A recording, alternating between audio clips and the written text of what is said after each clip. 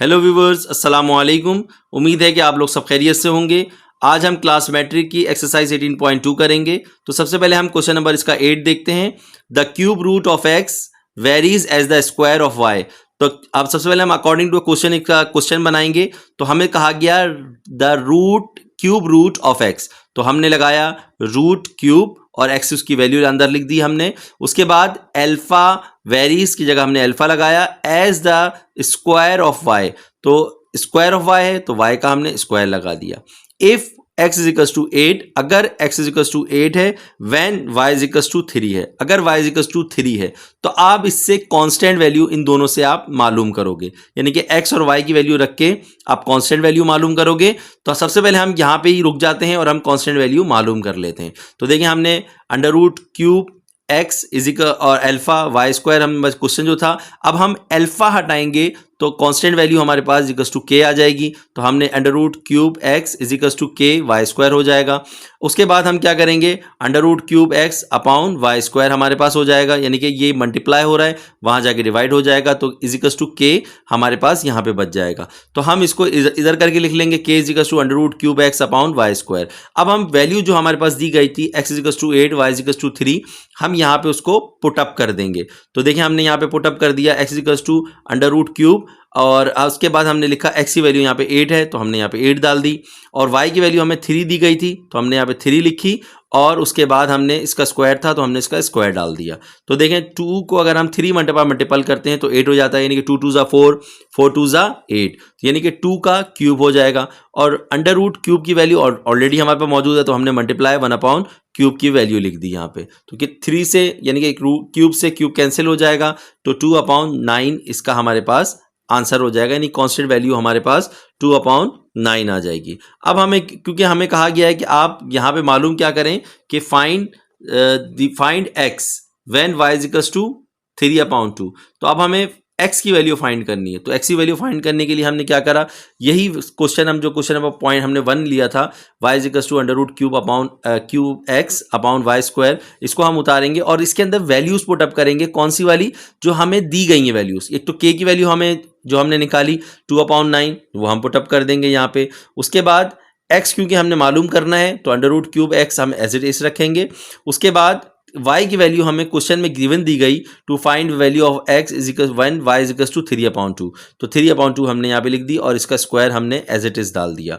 तो आपको पता है कि 3 का स्क्वायर 3 3 ज़ा 9 होता है और 2 2 ज़ा 4 हो जाएगा। तो ये वाली वैल्यू जो हमारे पास बचेगी नीचे, तो ये एज इट इज ऊपर जाके मल्टीप्लाई हो जाएगी, यानी कि 2 अपॉन 9 मल्टीप्लाई बाय 9 अपॉन 4 हो जाएगी। तो देखिए यहाँ पे क्या हो गया, 2 अपॉन 9 मल्टीप्लाई बाय 9 अपॉन 4।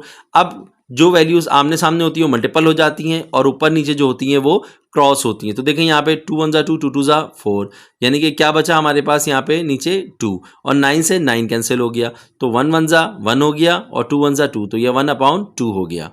ठीक है दोस्तों, क्योंकि 9 से 9 कैंसिल और 2 1 ज़ा 2, 2 2 ज़ा 4, तो 1 अपॉन 2 हमारे पास बच गया यहाँ पे। Is equals to under root cube X बच गया, टेकिंग क्यूबिंग बोथ साइड, क्योंकि ये हमने क्यूब को खत्म करना है तो हम क्यूबिंग बोथ साइड कर देंगे। तो 1 अपॉन 2 का भी हम क्यूब ले लेंगे इज इक्वल्स टू उसका अंडर रूट क्यूब का जो है इसका भी हम क्यूबिंग ले लेंगे दोनों की। तो क्यूब से क्यूब कैंसिल हो जाएगा और 2 2 ज़ा 4, 4 2 ज़ा 8 हो जाएगा। 1 का क्यूब 1 ही होगा, तो इज इक्वल्स टू एक्स हमारे पास 1 अपॉन 8 हो जाएगा। तो X is equals to 1 upon 8 हमारे पास का आंसर हो जाएगा। ठीक है दोस्तों, अब हम इसका क्वेश्चन नंबर 9 देखते हैं। तो हमारे पास 9 है, द फोर्स F, यानी कि फोर्स का F सिंबल होता है, आप लोग पढ़ के भी पीछे आ चुके हैं, between two bodies is inversely proportional square of the distance between their centre if F is equals to 2 and D is equals to 3, यानी कि F की वैल्यू भी हमें यहाँ पे दी गई और D की वैल्यू भी हमें यहाँ पे दी गई। Then find D when F is equal to 72, वही हम पहले यहाँ तक हम मालूम कर लेंगे। उसके बाद जब कांस्टेंट वैल्यू हमें मालूम चल जाएगी फिर हम F की वैल्यू 72 रख के डिस्टेंस यानी कि D मालूम कर लेंगे। ठीक है, तो हम क्वेश्चन बनाएंगे अकॉर्डिंग टू द क्वेश्चन।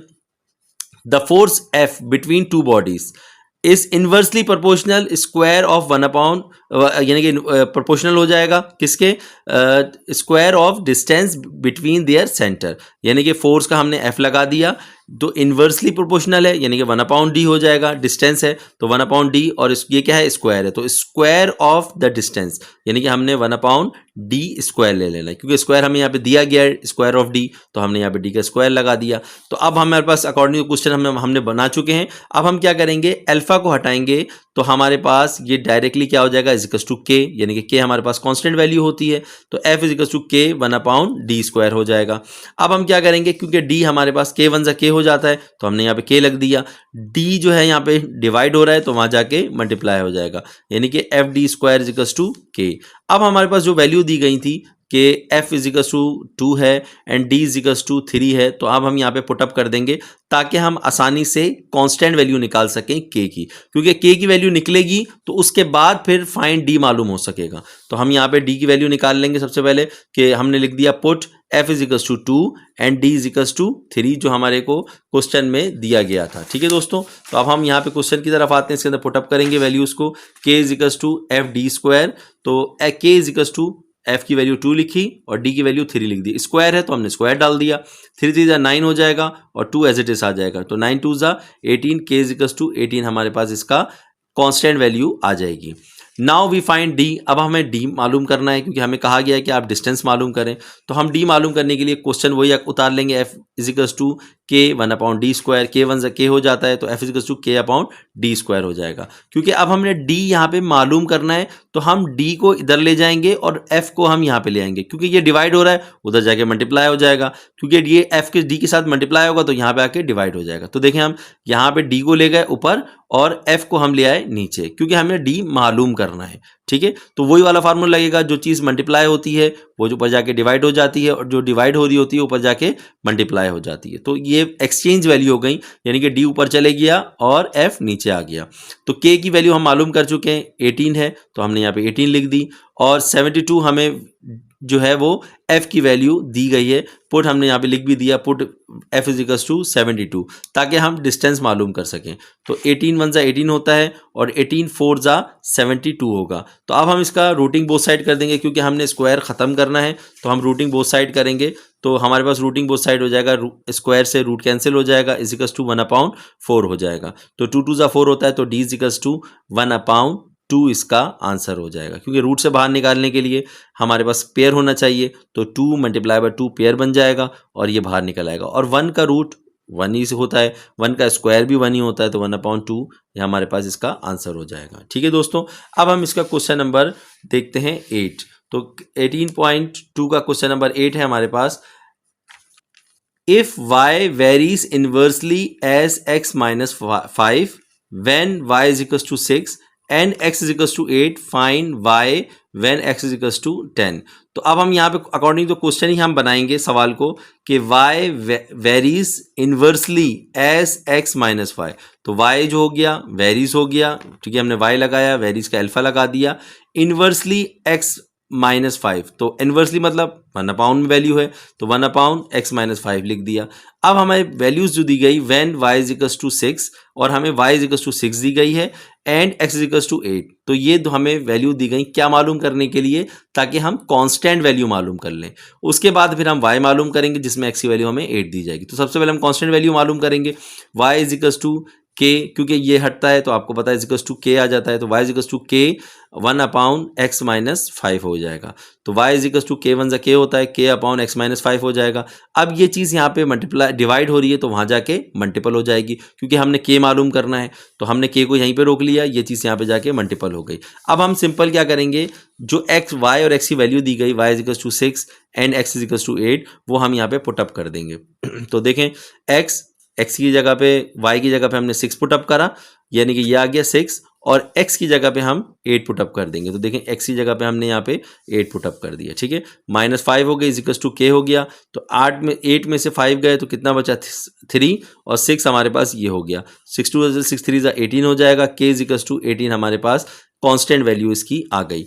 क्योंकि अब हमें मालूम करना है इसका क्या, find y when x is equal to 10, जबकि x कितना है हमारे पास 10 है। तो अब हमें फाइंड y करने के लिए हमने सिंपल क्या करना है, वही अकॉर्डिंग टू क्वेश्चन हम उतार लेंगे, y is equal to k upon x minus 5। आप इसको इक्वेशन नंबर 1 भी नाम दे सकते हो, नहीं दो तो फिर आपने, क्योंकि y की वैल्यू मालूम करना है तो y हमारे पास यही है, पूरे क्वेश्चन में हमारे पास y यही आएगा क्योंकि हमने यही मालूम करा है, तो आप डायरेक्ट भी लिख सकते हो। क्वेश्चन नंबर 1 भी, इसको ए जो आप नाम देना चाहें वो आप नाम भी दे सकते हैं। तो y हमारे पास यही है, इसके अलावा और कोई नहीं है y, क्योंकि ये k आ गया तो आप यहाँ पे y की वैल्यू यही लिखेंगे। तो हमने y मालूम करने के लिए क्या करा, 18 हमने जो हमने निकाला था k कांस्टेंट वो हमने यहाँ पे लिख दिया। x की वैल्यू इन्होंने हमें 10 दी गई, क्योंकि हमें कहा गया कि आप x की वैल्यू यहाँ पे 10 लिखें, तो हमने यहाँ पे देखें x की वैल्यू हमने यहाँ पे 10 लिख दी। तो 10 माइनस 5 हो जाएगा, 10 में से 5 गए तो हमारे पास 5 बच जाएगा, यानी कि 18 upon 5 y is equal to 18 upon 5 हो जाएगा और हमारे पास ये इसका आंसर हो जाएगा। ठीक है दोस्तों, तो वीडियो को लाजमी लाइक करें, शेयर करें, सब्सक्राइब करें, अपने दोस्तों में लाजमी इसको शेयर करें।